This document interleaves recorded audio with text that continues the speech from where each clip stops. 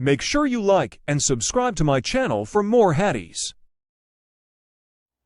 ابو قتادہ سلمی رضی اللہ تعالی عنہ سے روایت ہے کہ رسول اللہ صلی اللہ علیہ وسلم نے فرمایا، جب تم میں سے کوئی شخص مسجد میں داخل ہو تو بیٹھنے سے پہلے 2 رکعت نماز پڑھ لے۔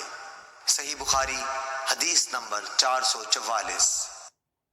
عبداللہ بن مسلمہ قانبی نے امام مالک رحمۃ اللہ علیہ سے بیان کیا، ان سے ابو زناد نے، ان سے عبد الرحمن عارج نے، ان سے ابو ہریرہ رضی اللہ عنہ نے کہ رسول اللہ صلی اللہ علیہ وسلم نے جمعے کے ذکر میں ایک دفعہ فرمایا کہ اس دن ایک ایسی گھڑی آتی ہے جس میں اگر کوئی مسلمان بندہ کھڑا نماز پڑھ رہا ہو اور کوئی چیز اللہ پاک سے مانگے تو اللہ پاک اسے وہ چیز ضرور دیتا ہے۔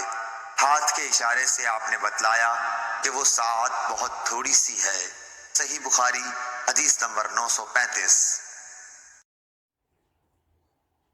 اعمش نے بیان کیا، کہا کہ ہم سے شفیق بن سلمہ نے بیان کیا اور ان سے عبداللہ بن مسعود رضی اللہ عنہ نے کہ نبی کریم صلی اللہ علیہ وسلم نے فرمایا کہ جو شخص اس حالت میں مرے کہ کسی کو اللہ کا شریک ٹھہراتا تھا تو وہ جہنم میں جائے گا، اور میں یہ کہتا ہوں کہ جو اس حال میں مرا کہ اللہ کا کوئی شریک نہ ٹھہراتا ہو وہ جنت میں جائے گا۔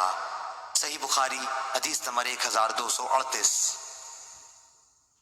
اللہ بن یوسف تنیسی نے بیان کیا، انہوں نے کہا کہ ہمیں امام مالک نے نافع سے خبر دی اور ان کو حضرت عبداللہ بن عمر رضی اللہ عنہ نے کہ رسول اللہ صلی اللہ علیہ وسلم نے فرمایا کہ تم میں سے جب کوئی شخص جمعے کی نماز کے لیے آنا چاہے تو اسے غسل کر لینا چاہیے۔ صحیح بخاری حدیث نمبر 877۔